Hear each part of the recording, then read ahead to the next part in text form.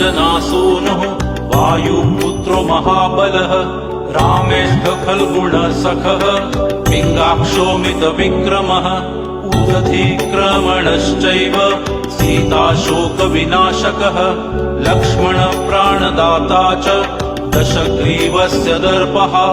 द्वादशैतानि नामानि कपीन्द्रस्य महात्मनः